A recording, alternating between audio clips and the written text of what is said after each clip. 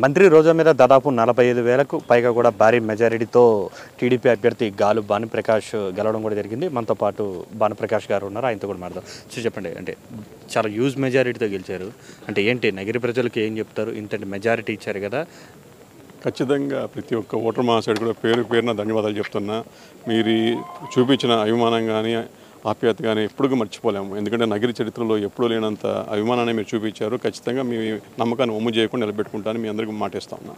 అంటే ఈ 5 ఏళ్లలో కూడా చాలా మనసులు వచ్చాయి. అంటే నగరి నియోజకవర్గం మీద కావచ్చు, ముఖ్యంగా మంత్రి రోజా మీద మీరు కూడా చాలాసార్లు కామెంట్ చేసినటువంటి పరిస్థితి, అవినీతి ఆరోపణలు కావచ్చు, ఇవే మీ గెలుపుకు సోపానాలు అయ్యాయా లేదంటే ఇంకేదైనా ఉందంటారు? ఉన్నదే చెప్పాము.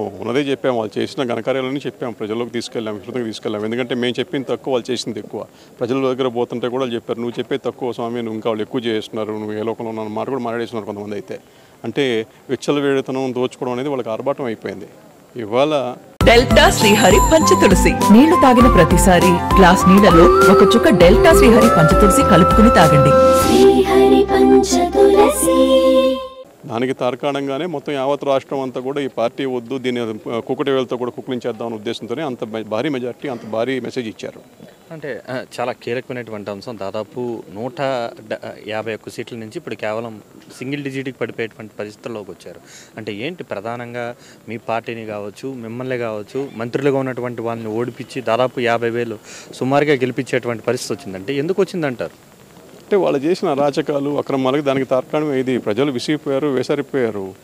మొత్తం రాష్ట్రం ఒక సెగ్మెంట్ కదా, అన్ని సెగ్మెంట్స్, అంటే ఓటర్స్ వీళ్ళు వాళ్ళని కాకుండా అందరూ మమేకమై ఇవాళ వీళ్ళు వద్దురా బాబు అని చెప్పి తరిమి కొట్టారు వీళ్ళని. దానికన్నా వేరే చెప్పాల్సిన అవసరం లే. వీళ్ళు వేశారు, వాళ్ళు వేశారు, అందరూ వేశారు. ఎప్పుడు చూడలేం మనం రాష్ట్రంలో చరిత్రలో కూడా ఇంత భారీ మెజారిటీతో వన్ సైడ్ స్వీప్ అనేది ఎప్పుడు చూడలే. దాన్ని బట్టి చెప్పొచ్చు జగన్మోహన్ రెడ్డి పరిపాలన ఎంత ఘోరంగా ఉందనేది.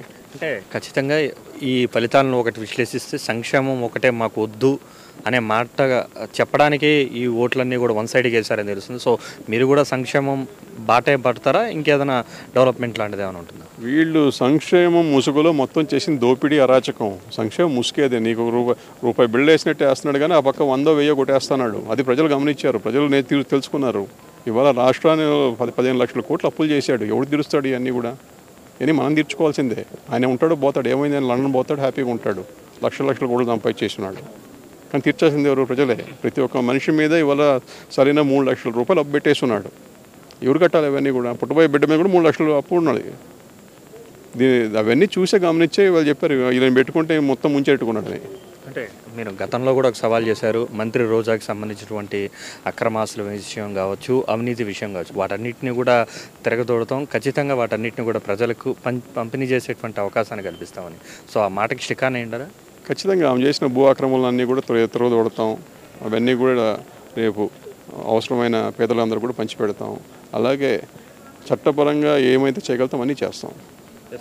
ఖచ్చితంగా రోజా మీద గెలుపు మాత్రం ఊహించిందే అని చెప్తూ వస్తున్నారు. ఎందుకంటే గత కొన్నేళ్ళుగా కూడా నగరిని పట్టి పీడిస్తుంది, అవినీతి అక్రమాలను కూడా నగరి కేంద్రంగా కూడా చేసినటువంటి పరిస్థితి నేపథ్యంలో రోజా చేసినటువంటి ప్రతి ఒక్క అక్రమాలను, అవినీతిని బయటకు తీసుకొస్తాం, వాటన్నిటిని కూడా ప్రజలకు అందిస్తామంటూ కూడా గాలి భానుప్రకాష్ చెప్తున్నటువంటి. కెమెరా పర్సన్ చెంచేతో కార్తిక్ ఎన్టీవీ, చిత్తూరు.